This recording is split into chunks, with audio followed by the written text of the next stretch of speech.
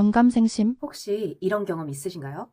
말하려던 내용을 머릿속에서 정리를 했는데 막상 입 밖으로 나올 때는 또 다르게 전달되거나 상대방이 오해하는 경우요. 또는 회의 중에 열심히 이야기를 했는데 아무도 공감을 하지 않는 그 싸한 분위기. 아마 이런 경험은 누구나 한 번쯤은 있었을 것 같아요. 저도 예전에 회사 생활을 했을 때 정말 난처했던 기억이 있는데요. 어떤 프로젝트를 하는데 인원이 충족이 잘 안 돼서 좀 힘들어 하셨던 담당자님이 있습니다. 그래서 그분을 제 마음에서는 좀 위로하고 안심을 시켜드리고자 그 정도 인원이 안 돼도 인원수가 좀 적어도 오히려 더 좋을 수도 있다라는 의미로 이야기를 전달드렸더니 그게 무슨 의미시죠? 아니, 인원이 적어도 되면 처음부터 그 인원으로 모집을 했었어야 되는 거 아니에요? 왜 그걸 이제서야 얘기해 주시는 거예요? 이렇게 화를 내시더라고요. 그래서 제가 막 땀을 뻘뻘 흘리면서 아니 그런 뜻이 아니라 그 상황을 수습하려고 정말 식은땀을 흘렸던 일이 있습니다. 또 이렇게 회사 생활이 아니어도 일상생활에서 대화를 할 때 내 의도와 다르게 자꾸만 전달이 돼서 서로 오해가 쌓이고 악감정이 쌓이는 일들을 경험을 해보셨을 것 같아요. 뭔가 제 딴에는 뭐 재미있는 이야기 같아서 농담을 던진다거나 했는데 상대방의 반응이 너무 싸해서 당황하고 괜히 서운하잖아요. 상대방이 내 의도와 다른 반응을 했을 때 불필요한 싸움을 하기도 했었던 기억이 납니다. 이런 것처럼 누구나 이런 상황을 겪을 수가 있는데요. 다만 이런 상황이 뭔가 계속해서 나에게만 반복되는 것 같다라고 생각이 든다면 내가 의사소통에 좀 문제가 있나? 막연한 불안감이 또 생기고 소통을 할 때 굉장히 위축이 되거든요. 하지만 너무 걱정하지 마세요. 누구나 쉽게 따라할 수 있는 이 의사소통의 팁만 몇 가지만 알아도 대화의 흐름이 달라질 수 있습니다. 오늘 영상에서는 쉴 수 없는 대화법 5가지 함께 알아볼게요. 채널 고정. 영감생심. 안녕하세요. 영감생심입니다. 오늘은 이불 발차기 없는 실수 없는 대화법에 대해 알아보도록 하겠습니다. 먼저 첫 번째, 핵심 메시지를 정리하세요. 대화는요, 마치 이 여행가도 같습니다.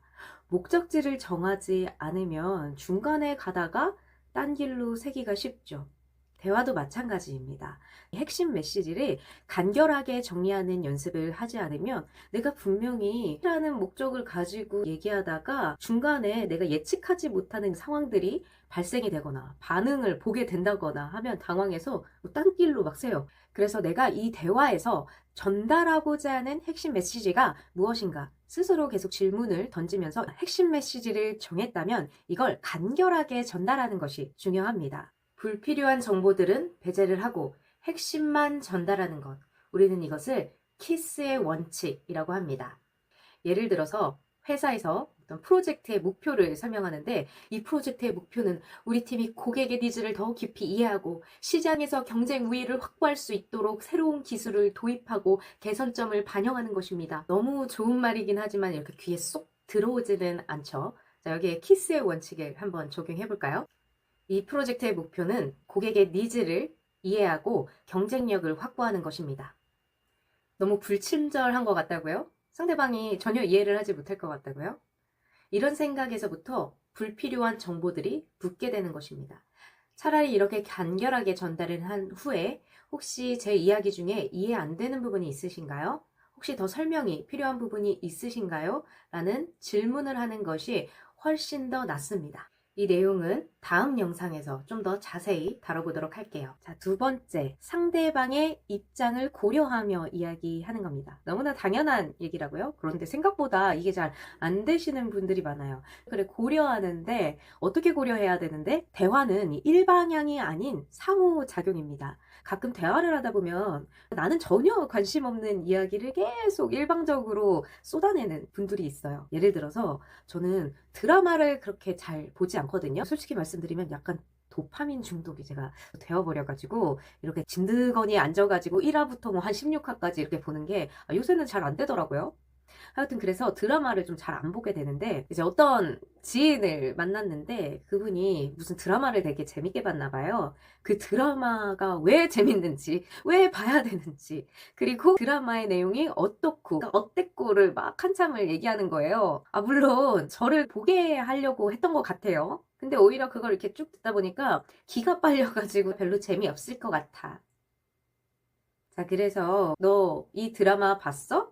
라고 했을 때 아니, 나 그거 못 봤어. 라고 한다면 거기서 한 번 더 질문을 해주셔야겠죠. 아, 그래? 너는 드라마 별로 안 좋아해? 드라마 안 보면 평소에 쉬는 시간에는 뭘 주로 해? 라고 질문하면서 상대방의 관심사를 먼저 확인하는 게 좋겠죠. 회사에서도 그런 일 있지 않나요? 어떤 업무 지시를 받는데 너무 장황하게 얘기를 한다거나 어려운 용어들을 사용해서 설명을 한다거나 다양한 이유로 상대방이 이해를 제대로 하지 못하는 경우가 있습니다.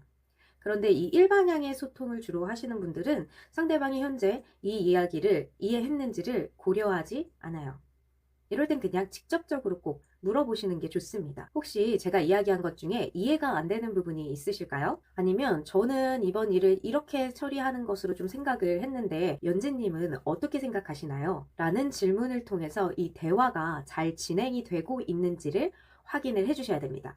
상대의 관심사나 고민, 그리고 상대의 현재 상황에 대해서 체크하면서 대화를 하는 것이 훨씬 대화의 질을 높일 수가 있습니다. 자, 세 번째, 적절한 비유와 사례를 활용하는 겁니다. 예전에 가전제품을 사러 매장에 갔었던 적이 있었는데요. 식기세척기를 보러 갔었습니다. 아, 근데 이거를 진짜로 사야 되나 말아야 되나 작은 금액도 아니니까 고민이 좀 많이 되더라고요. 나의 귀차니즘 때문에 내가 너무 쓸데없는 돈을 쓰는 거 아닌가 라는 또 생각이 들었었는데요. 그때 그분이 이런 이야기를 하시는 거예요. 일 끝나고 오셔가지고 또 설거지 쌓여있는 거 보면은 막 한숨 나고 이거 설거지 하고 나서 또 거치대에 넣어가지고 또 그거를 말리고 다시 뭐 하는 이런 과정이 우리가 너무 별거 아닌 것 같지만 사실 시간적으로 많이 낭비잖아요.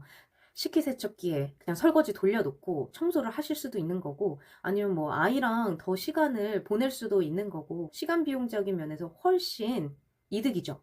라는 이야기를 들으니까 내가 약간의 죄책감을 갖고 있었는데 그거를 잘 긁어주시더라고요.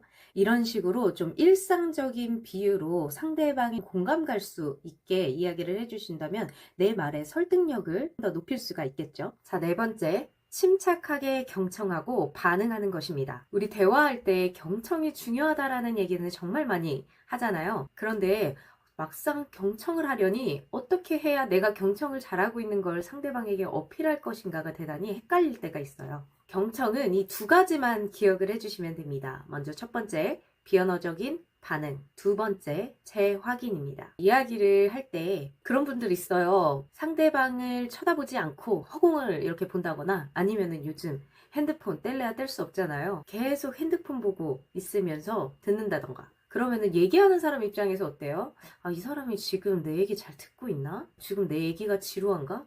듣고 싶지 않은가? 라는 생각이 들면서 불필요한 오해가 생기게 되죠. 상대방이 말하는 동안 눈을 맞추고 적절한 타이밍에 고개를 끄덕여주는 것만으로도 아, 이 사람이 내 이야기에 경청을 하고 있구나라는 신뢰감을 전달할 수 있습니다. 자, 그리고 두 번째, 재확인인데요. 재확인을 하기 전에 중요한 거, 상대방의 말을 끊지 않는 것입니다.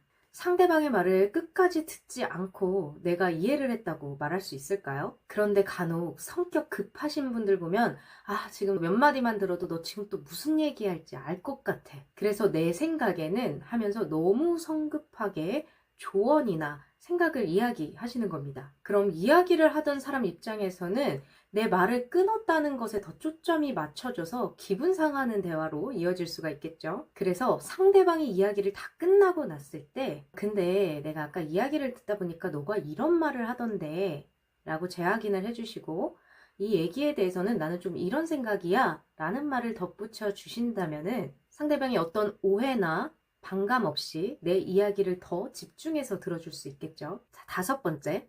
할까 말까 할 때는 하지 마세요. 우리 어떤 이야기를 할 때 속으로 이런 생각 해본 적 있지 않으세요? 아, 이 얘기를 해 말어. 내가 지금 이 얘기를 해도 되나? 높은 확률로 할까 말까 할 때 이야기를 꺼내서 좋았던 경우는 거의 없는 것 같아요. 아, 내가 그 말을 아까 왜 했지? 아, 역시 안 하는 게 나았어. 라는 후회를 계속 하게 되잖아요. 그래서 저는 이런 생각이 들 때 하는 방법이 있어요. 스스로 질문을 던지는 거예요. 내가 지금 이 얘기를 하고 싶은 게 단순히 가십거리를 얘기하고 싶어서 하는 건가? 라는 질문을 던져요. 자, 그랬을 때, 아, 그래, 맞아. 나 지금 그냥 말하고 싶은 거구나. 입이 간지러워서 얘기하고 싶은 거구나. 라는 생각이 들면 입을 닫아버립니다. 그래서 할까 말까 하는 생각이 들 때 이게 정말 상대방의 도움을 내가 필요로 하는 이야기라던가 또는 상대방이 너의 생각은 어때? 너라면 어떡하겠어? 라고 물은 것이 아니라면 그럴 땐 하지 않는 게 오히려 후회가 더 적더라. 저는 할까 말까 할 때 해버려서 지금까지도 이불킥을 하며 고통받는 이야기가 몇 개가 있거든요. 여러분은 그러지 마세요. 영감생심. 저는 이쯤에서 인사드리겠습니다. 함께 해주셔서 감사해요. 오늘은 통하는 하루 되세요. 안녕!